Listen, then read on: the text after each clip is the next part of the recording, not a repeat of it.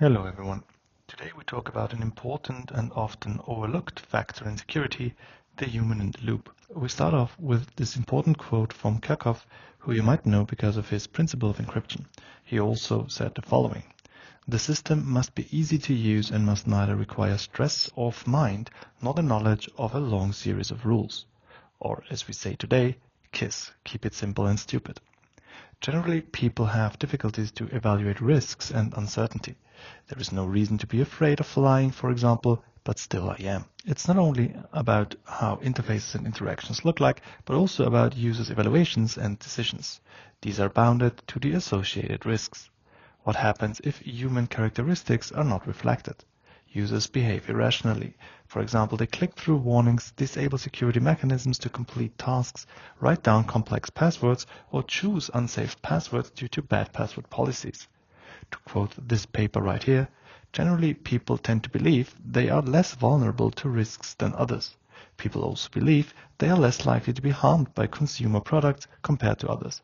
It stands to reason that any computer user has the preset belief that they are at less risks of a computer vulnerability than others. Let's examine a few of the aforementioned points. First, users don't think they are at risks. Multiple studies show that solutions to encrypt, authorize, or authenticate are difficult for users to understand and use. Also, users encounter difficulty to identify risks and interpret corresponding warnings. That's why user-centered design exists and is in fact very important. A bare usability study at the end of the product design is not enough. Human decision-making, including psychology and economics, need to be incorporated early into system designs. A couple of examples. Most people think that they are better drivers than most other people. Most people think they will live longer than the average life expectancy. So why should we expect that users react differently when considering security and privacy? So why is that? Are people stupid? Well, no. Users aren't stupid, they're unmotivated. It's what's called a cognitive miser. Users have limited capacity for information processing and multitasking. They can only dedicate full attention to a few tasks for a limited time. Users will not think, read, do more than necessary. Users will save mental resources by making decisions based on assumptions and quick decisions. This will result in errors, but may be correct most of the time. To illustrate, here are a couple of examples. Before Mount Everest was discovered, what was the highest mountain in the world? Do they have a 1st of May in France? Adam's father has 3 children. The first is April, the second is May. What's the name of the third child? In a marathon, you overtake the person in 3rd place. What will be your place? So these are popular trick questions where the answer is very obvious once you think about it, but you may be too lazy to actually think about it. For security, we have a second problem though, and that is that security is very abstract. That means that the reward of acting properly, for example updating software, is maybe just that nothing bad happens. Concrete rewards are more attractive to users. They want to open an email attachment that says Anna Kournikova naked. That's maybe a bit of an outdated reference, but if you're a bit older, you'll remember. So this cognitive miser plus abstraction means that users take quick decisions without weighing risks and consequences. Usually, when learning happens, there is some reward when you do something right. So we talked about that. The reward for behaving properly in regards of security is just that probably nothing happens, because you can never be 100% sure, of course. When you turn it around, so if you don't act and something bad happens, you also learn from that. Again, most of the time, you will not fall victim to a cyber attack. That is why you encounter people, like I have done in my career, who say, I open every email, I don't care, IT should take care of it if it's malicious. Another problem is that users evaluate the effort versus the perceived value of the gain. The effort is usually their time. It takes time to update their software when you actually just want to do your job.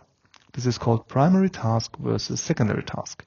You don't care about secondary task, you only want to fulfill your primary task.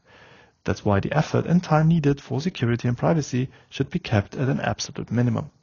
Again, quoting from this paper, people do not perceive gains and loss equally. This suggests that while a system designer may consider the cost of security effort small, the loss could be perceived as worse than the greater gain in safety. Put simply, the user must perceive a greater magnitude of gain than of loss. Users have different reactions when facing risks to either lose or gain something. Users avoid risks when options are presented as gains, but they take risks when options are presented as losses. This is from Tversky and Kahneman. You probably know Kahneman's book, Thinking Fast and Slow, which I highly recommend. So what do we learn from that? If we want our users to comply with security, they need to perceive a greater magnitude of gain than of loss. For example, we could reward pro-security behavior. So users get a better reward for making good privacy and security decisions. Users get feedback about how the decisions have protected them. We can improve the awareness of risk. Users' training and education is an option, but has limited effects. More understandable and distinguishable warnings, this is very important, that do not scare them. So we can also catch corporate security policy violators. So we can monitor, when possible and legal, bad users' decisions and notify them. We can improve both the probability and immediacy of negative consequences. So it's important to not punish users for bad security design. Reduce the cost of implementing security.